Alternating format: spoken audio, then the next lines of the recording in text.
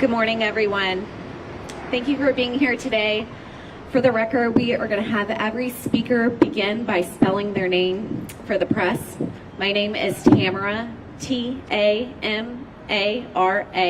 Emerson, E-M-E-R-S-O-N. I'm here as the Executive Director for A for Safety Alliance and the co-founder of End Child Abuse Washington. I want to sincerely thank each and every one of you, members of the press, elected officials, community leaders, survivors, and concerned citizens for joining us here at Seattle City Hall Plaza. We are united by a shared purpose to protect children in Washington State. Like many parents, I carried lived experience, the fear, the uncertainty.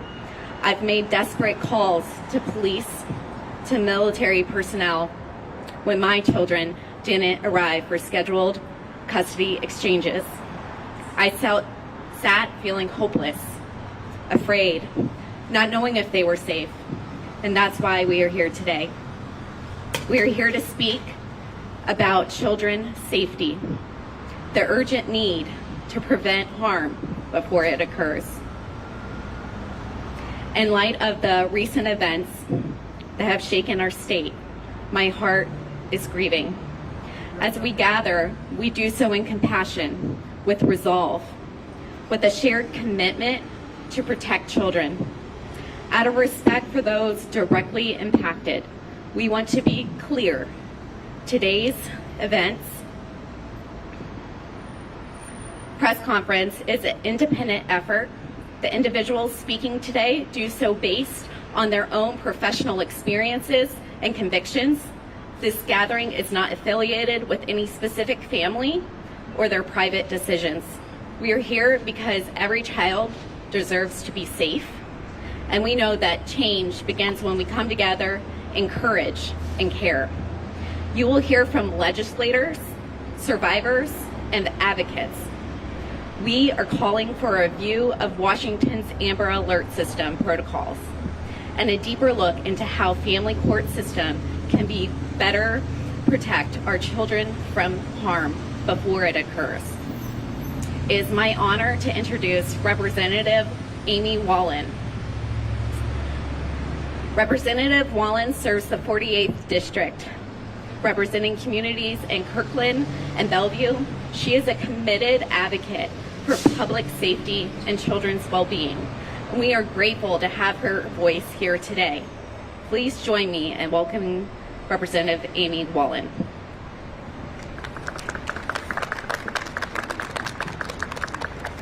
Thank you, Tamara. My name's Amy Walen. It's spelled W-A-L-E-N. Good morning, and thank you to the A4 Safety Alliance and the National State Parents Association for bringing us together in this moment of profound grief and necessary resolve.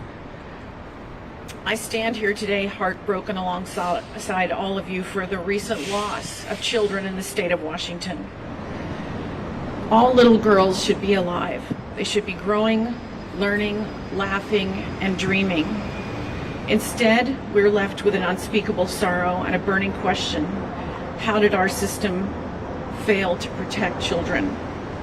As a legislator and someone who experienced a lot of difficulty in my own childhood, and I've spent years now working to strengthen public safety and protect the most vulnerable, I believe we have a solemn obligation to face the question with honesty and urgency. We must ask, are there gaps in Washington's Amber Alert system? Could it have moved faster, reached farther, triggered action that might have saved lives? And beyond that, are we doing enough to ensure that child custody decisions truly center on the safety and well-being of children? Too often the warning signs are there. Too often the system prioritizes process and bureaucracy over protection. That must change. In Olympia, I'm honored to be a part of a team of legislators who work across party lines and across jurisdictions to fix our broken systems that should have protected children, little girls. We are determined to review the Amber Alert system and assess what reforms are needed, whether it's expanding criteria, improving interagency coordination, or strengthening the role of family violence risk assessments in custody proceedings. We owe it to all the children in the state of Washington to take action, not just reflect. Because the truth is, if a system can't protect children, it's not a system worth defending. We cannot bring back so many of the children that have suffered and that we've lost. But we can honor their memory with meaningful reform. We can make their names a turning point, not just a tragedy. The state of Washington can do better, and it must do better. I appreciate your time today. Thank you.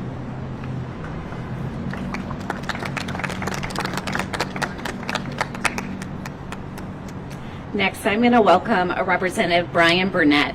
Brian Burnett represents Chelan County, and before joining the legislature, he serves as a longtime chief of police in Wenatchee and Chelan County. His former officers have been working tirelessly in efforts to locate Travis Decker. He brings a unique perspective on both law enforcement response and legislative reform. Please welcome Representative Brian Burnett.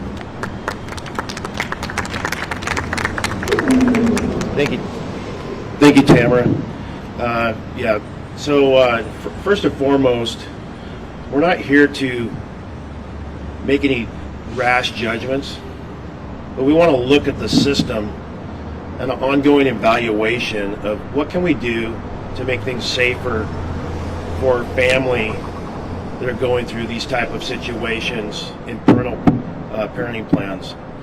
This is one of the most difficult things you'll ever face, whether in law enforcement, whether in a civil litigation, or in the judicial system alone, is making sure that the children are safe, along with the mothers and the fathers as well.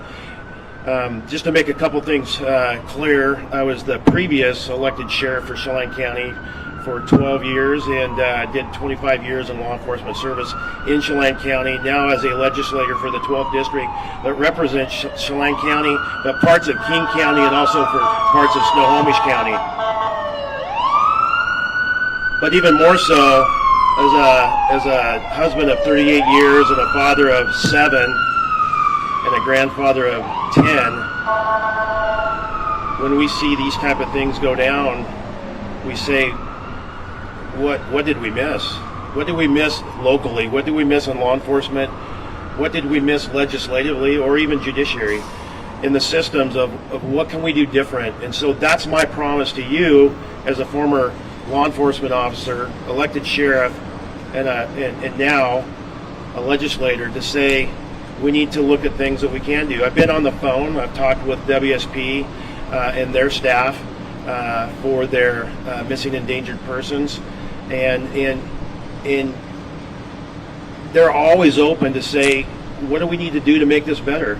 So Washington State Patrol, the Washington State Sheriff's Association, I'm a current administrative liaison for the Washington State Sheriff's Association.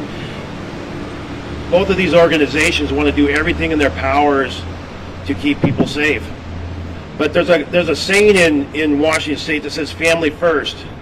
And I want to talk as a legislator. When I heard that terminology this year, I was taken back a little bit, because it's not just about family first. It's about family first when things and boxes are checked to make sure that things are safe and people are safe and they're complying with different things. And so you can talk about the Decker situation, what has brought this to light today. This is why we're here today.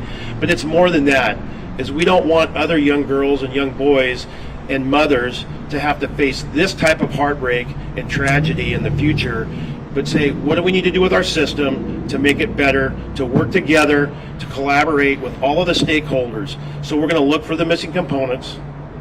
We're going to say, what can we do to add better layers? But when we're talking about trauma, we need to have education to all of our layers in the judiciary section as well, to make sure that our judges are informed of what they're dealing with. And we need to have some guidelines.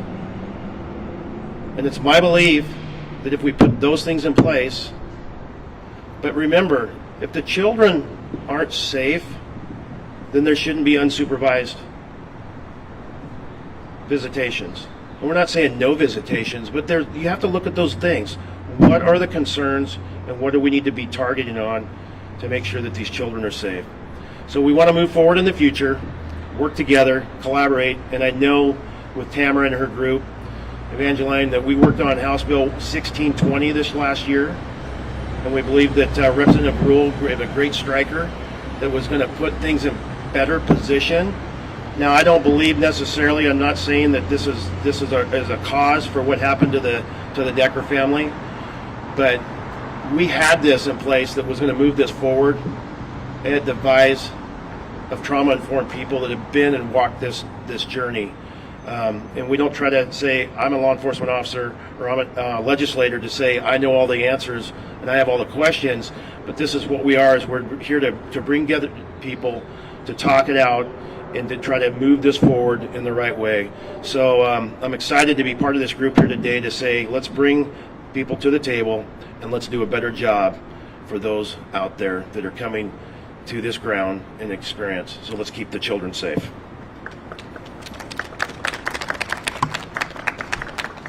Our next presenter is Evangeline Stratton.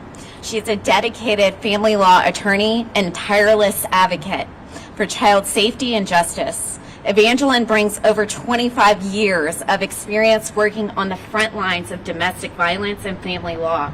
She previously served as the senior managing attorney at for Washington at the Family Violence Appellate Project, where she led efforts to ensure that legal systems better protect survivors of domestic violence and children of Washington State.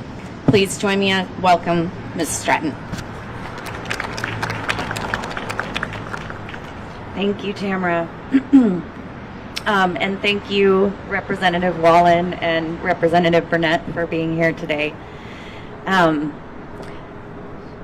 agree that when it comes to the Amber Alert system, which I'm not an expert in, that curiosity and review and research is always helpful. As Tamara said, after the last 25 years working with survivors of abuse and in the family law system in private custody court, I have a unique perspective and experience in these types of custody cases where risk and abuse factors are present. What I've seen is that when the issue of custody is raised, responses from other social and legal systems often become reluctant and delayed. As a community, we must commit to adopting a more comprehensive and systematic approach to child safety.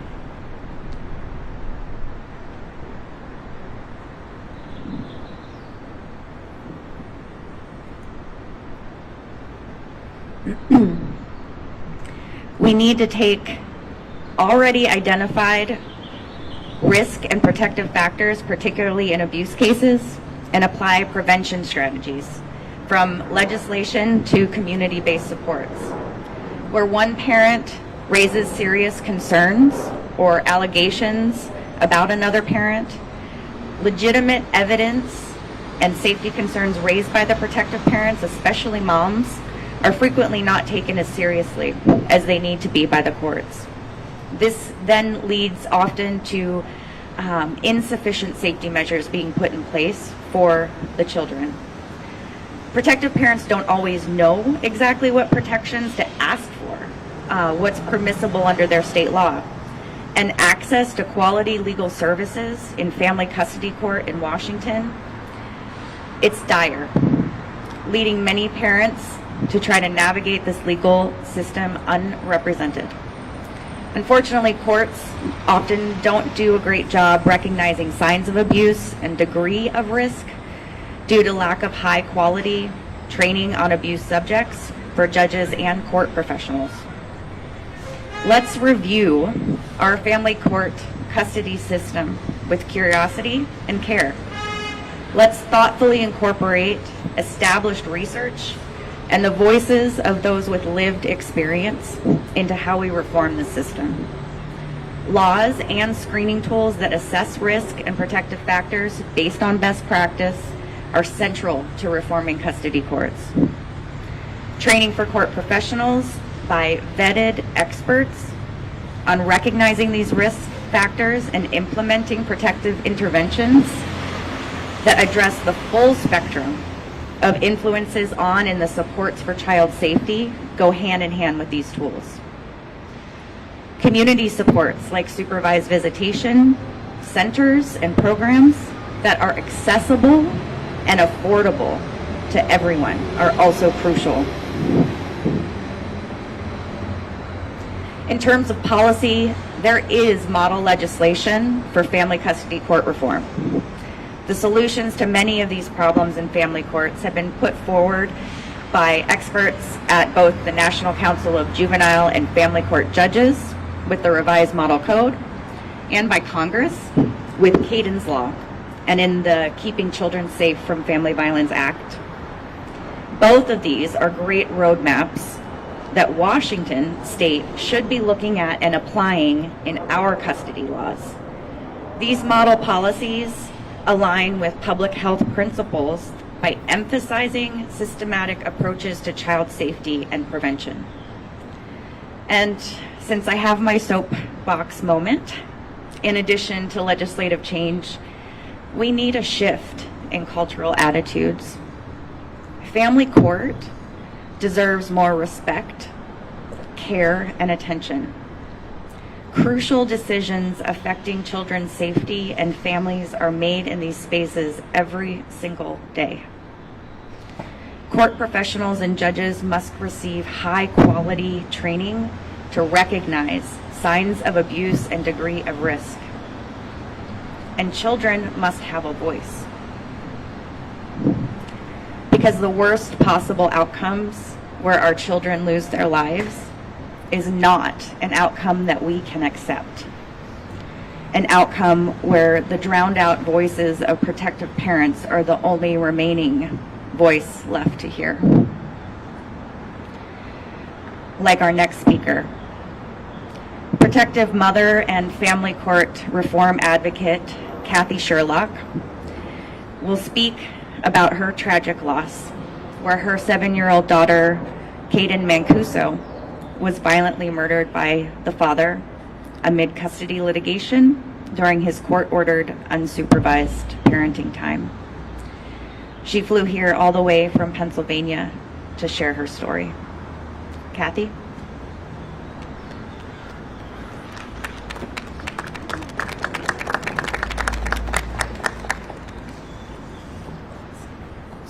I never read a speech, so please forgive me. Where am I talking? Here? Okay. Hi, everyone. I'm Kathy Sherlock. So normally I just wing these speeches. Today I have it written down, so please forgive me. I'm going to have to look down and read. Okay.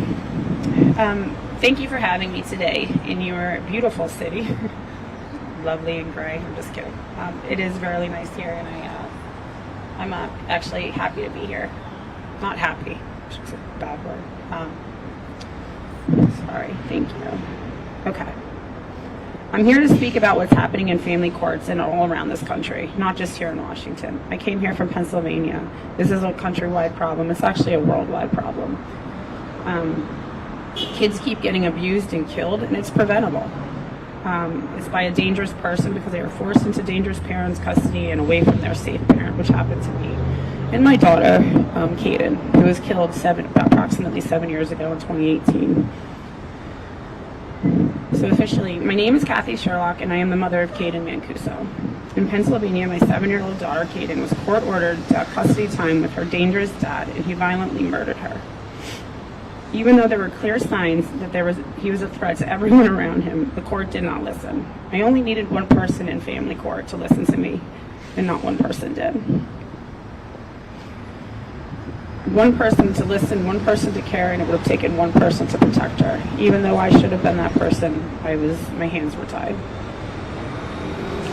He had attacked me, threatened to kill the family on Thanksgiving. I had a restraining order against him, you name it. He was banned from our school. He was banned from a lot of things. He had attacked when he had Kayden during his custody time on an unsupervised court-ordered order, which was actually after years of court presence and actually, what they call a custody battle. The judge didn't listen, and he ordered her into unsupervised visitations, even though I had asked for them for about 2 to 4, I think 2 years in court and 4 years approximately that we had endured on a court case. And he beat her to death with a dumbbell. And he tied a bag around her head, the same thing that he did, same type of situation that happened in the Decker case. Just to ensure that if she lived, somehow survived the blows to the head, that she would not survive life. She was found with her shoes on by the door. When he asked for her, when he didn't return her by 9 o'clock, by 6 o'clock he was supposed to return her. By 9 o'clock I waited. I called the police, and they told me the same thing. She's with her dad. There's nothing we can do. Take it up to the courts in the morning. No Amber Alert was issued. I took it upon myself to drive down to the house. I called 911 5 times. It took them an hour and a half to show up, and another reason they told me that they didn't have a warrant, they couldn't go in the house. Again, hands are tied. What am I supposed to do? They gave me a piece of paper and told me to take it up to the courts in the morning.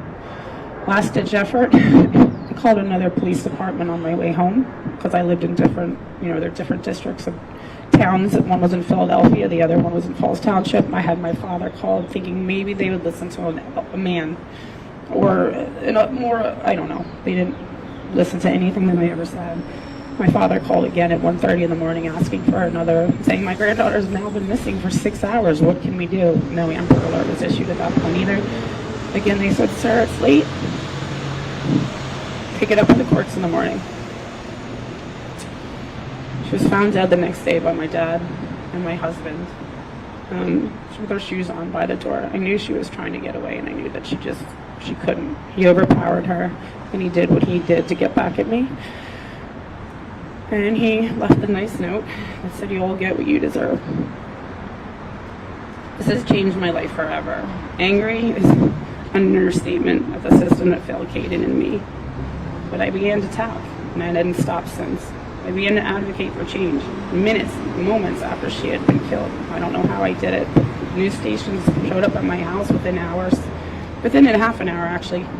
Kayden was reported dead at 11 o'clock in the morning, and my news channels, by 12 o'clock that afternoon, we were on the news.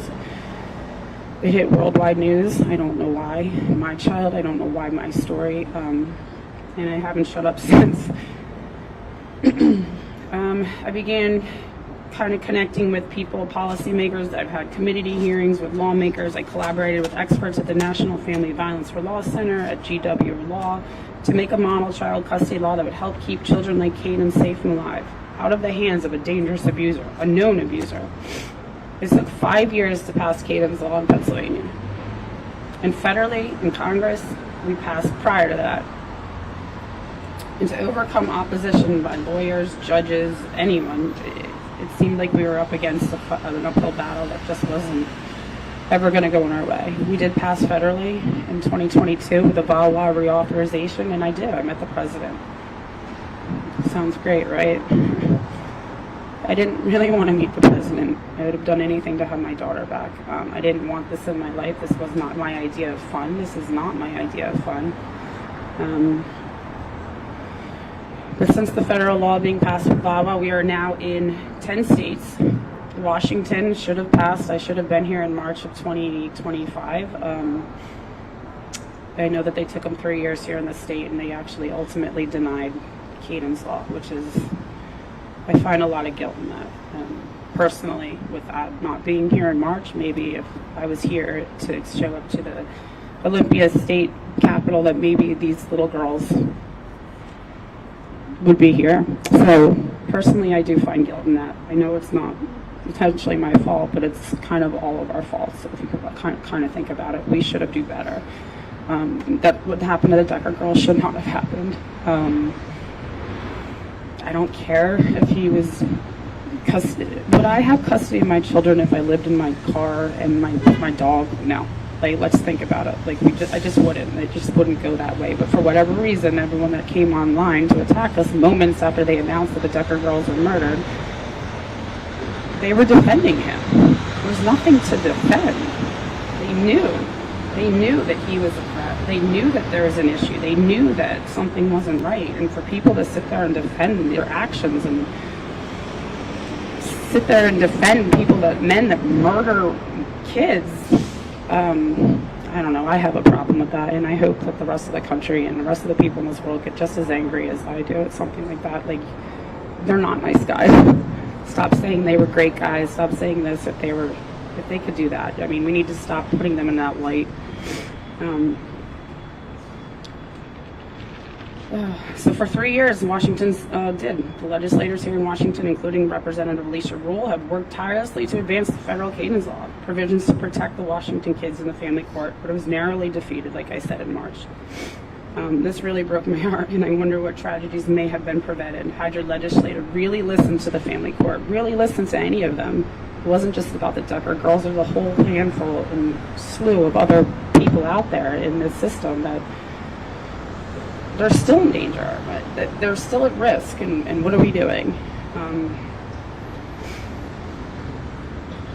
But we're going to keep trying for Washington. We're going to keep trying for every state. I have to fly to every single state in this country. I will, and I have. Not every, but I'm on now Washington's on my list. I've been to California. I've been to New York. You name it.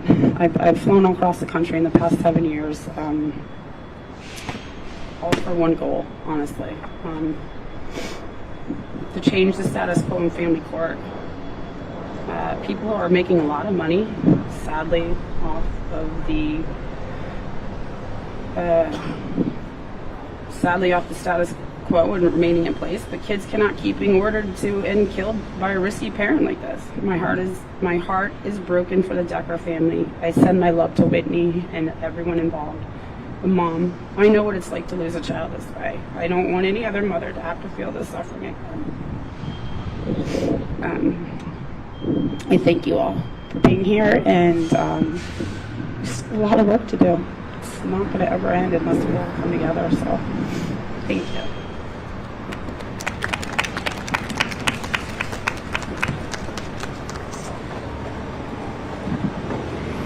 The Cox family cannot be with us today, but I do want to speak to our Puyallup family that was also ended in tragedy.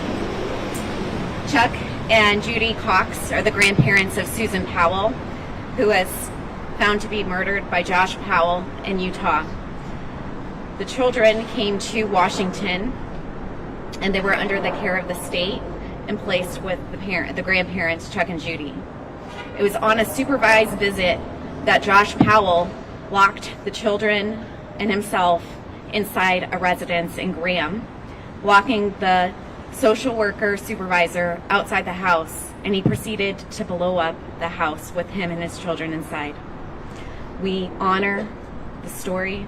They have started the Susan Powell Foundation, and I urge you to learn more, because what they have done and what they have experienced needs to continually be moved forward to bring change and care to our systems that are in place today.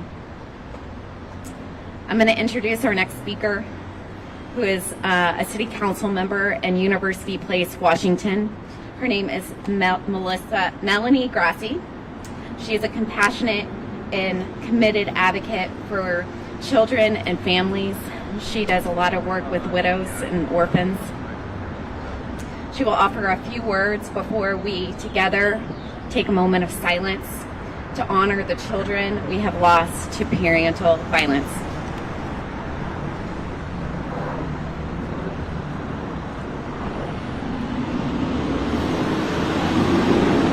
Thank you, Tamara. Thank you all for being here today, moved by the stories that we've all. As a pastor, as an elected official, but most importantly, as a mother. As has been said, when one mother grieves, we all grieve. When one child is lost, we all feel that collective pain, that grief. And our grief has gathered us here today. But my prayer is that our grief, our collective care for innocence that has been lost, would inspire us to take this from today to tomorrow and into the days to come into our state, that we would be moved and inspired to action. And it is an honor today, amongst all of the noise, to invite us all to take a pause, to remember, to reflect, to honor the innocent lives that should have never been lost, that have been taken too soon, through our tears and our cries. Wherever you're watching today, may we all take a pause to reflect, remember, and honor. Join me now.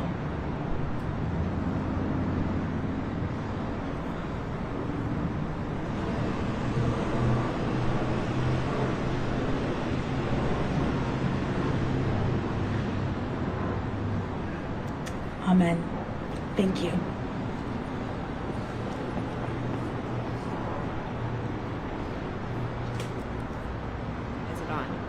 Okay. Thank you for each speaker and every person standing here today.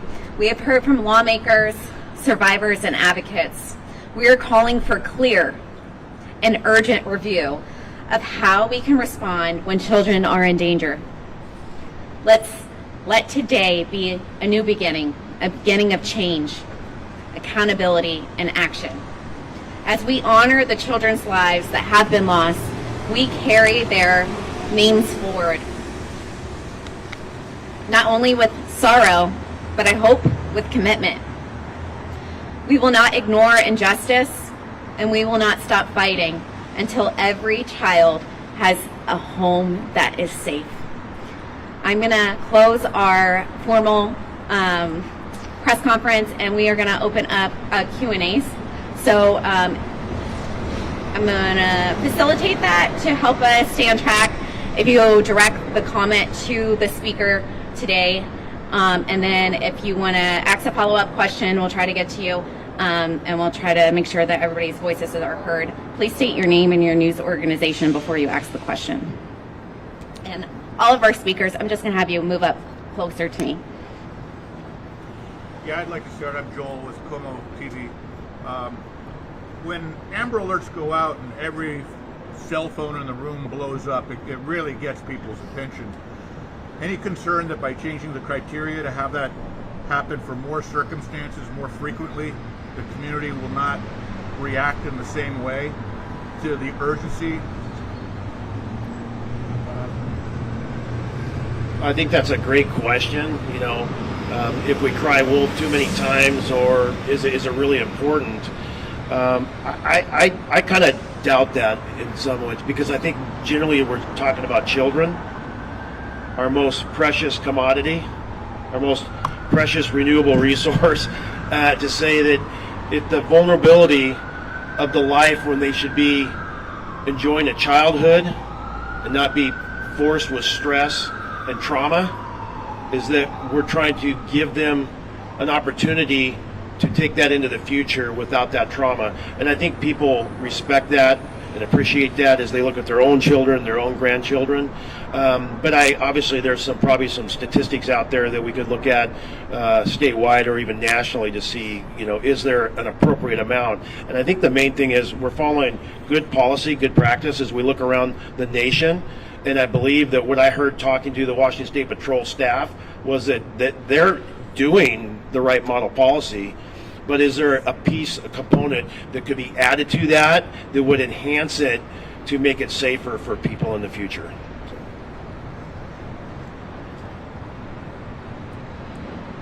I really appreciate the question, and I think what we're getting at here is we need to believe moms. Women come forward and they talk about problems with the system, and we tend to not believe them. We need to change the culture. It's a serious problem. You've heard it today. There's too many stories. There's too many harms being done to children. We need to believe moms. I'm going to take a jab. I think we need to back up to family court. If we cared for children in family court, we wouldn't have to have a ton of Amber Alerts. But Amber Alerts in these custody situations needs to be dealt with by the court, by an informed and educated court. If we have that in place, then the Amber Alerts will be for those specific cases that are rare. From King 5, we're talking about Payton's law. Talk about this previous attempt to pass it, so it was narrowly defeated.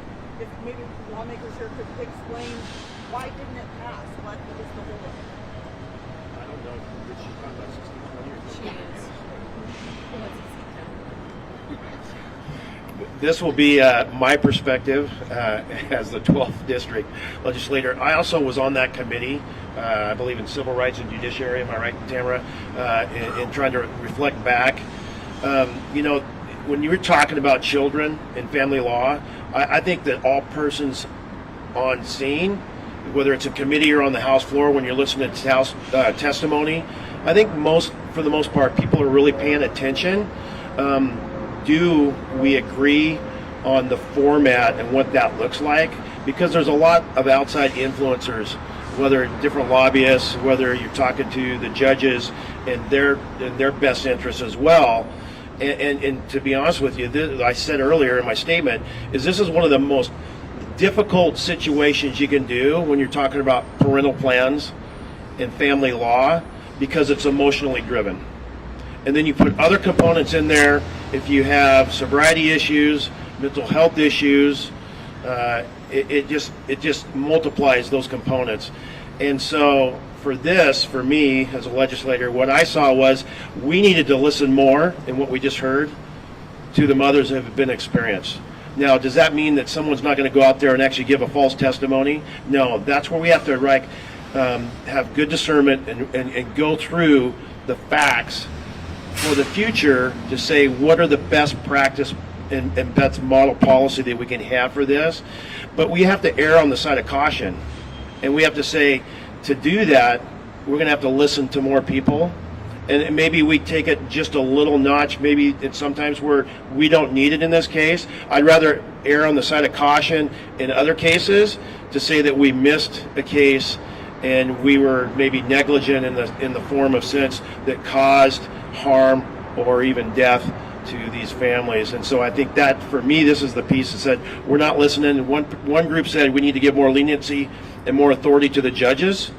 And I think the side that I was listening to from the victim advocates was saying, no, the mothers are telling you this is the experience we've had, and we have been pushed aside, and the manipulator, as in the other side of the spouse, has been dictating that because of their master manipulation and their personalities, and they're able to get through that and suppress the spouse and the children who become victims through this issue with the parenting plan.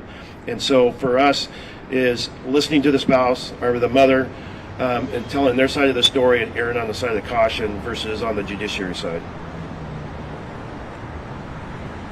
And we need to listen to every parent that's safe, whether it's a woman or a man, whether it's, partnership, whatever it is.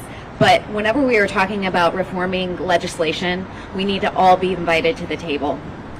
And so we need collaborative work. And right now, I think that's what failed this legislation session is not the coming to the table and working collaboratively so that we can all come in. That people that are working in family court, experiencing in family court real live action, they need to be invited to the table. We invite experts to come and start doing the work of family court reform. Seattle Times. Washington State has about 5 specific criteria to issue an Amber Alert. Have you so far identified any specific criteria that you either want to lessen or remove or add to the process for issuing an alert?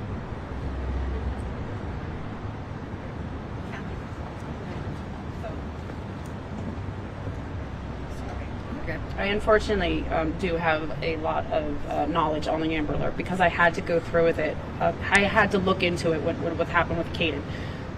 I don't know, I think it's a national thing. I don't think it's a state-by-state regulation thing. So Amber Alert, I believe, it came from a story from a little girl named Amber, which I believe was in the 90s. You can quote me, tell me if I'm wrong. Back in the day-ish, people and kids used to be kidnapped by mostly men and people in white vans, right? They were being snatched up off the street. They were issuing it to try to get them back safely, but as we progress forward, most kids aren't being snatched by white vans anymore, okay? Most of the kids that are disappearing, or most of the kids that are being taken by people they know. It's always usually a family member. That's a real statistic. So when it came down to the fact that I tried to get one issued for Kayden, she's missing. It's now 6 hours after this child should have been home. Why was it not issued? I looked into it because I had a civil lawsuit against 13 different people in my case. What it came down to was it was the resources. It's really expensive to issue an Amber Alert because you have to go to the state. You have to issue it. It's across the country. It takes a lot of money to issue the police, to issue the people out there. And that's what it came down to. It was basically the money. There's a reason why they don't automatically issue them is because of the resources that they didn't want to spend when it's it's a court thing, it's a custody thing. Here's the thing, in custody cases, it's all preventable. This is all we can literally say that every single case, the Kayden, if you look at the data, there's over 1,000 kids that have been, Kayden was 647, we're up to 1,000 kids that have been murdered in a custody-related situation in this country to this day, and we've only been counting since 2008. If that gives you any perspective on the numbers, okay? There's a very specific list, and it's done by the Center for Judicial Excellence, which counts the data, which does this. And in my case, Kayden's case was called a yellow case. A yellow case means there was clear-cut evidence basically saying to the courts, this is a danger, this is here, these factors are all here. She was the 91st case as a yellow case. We're up to 150 something. So this is all preventable information. Now, when you say that you didn't want to issue an Amber Alert because they're with their dad, I can say that there was one case in Jersey when the Amber Alert was issued, and that child was found safe, but the mother was killed. And that kid was taken from New Jersey. The last time I heard an Amber Alert go off, I went to New Jersey at the time. We went through all of our systems. The Amber Alert went off. The kid was found, because it becomes a countrywide thing at this point if you're looking for these children, because they can be taken across state lines, they can be taken in a lot of places. What I was told while going through it in my civil lawsuit is the fact that it was money. It came down to money, and it was like they didn't want to waste the resources to issue the state troopers and the alerts, and it's across the state lines and everything, and that's really kind of a problem if you ask me. I'm not involved much in law enforcement, but I have worked with a lot of people over the years to try to say, we got to all come together. This is a problem on all levels, courts, lawyers, judges, you name it, right? So I think that it was a big failure in this case. I know it was a failure in mine, but there was nothing I could do about it. There really wasn't. I couldn't sue. Remember, they're all immune.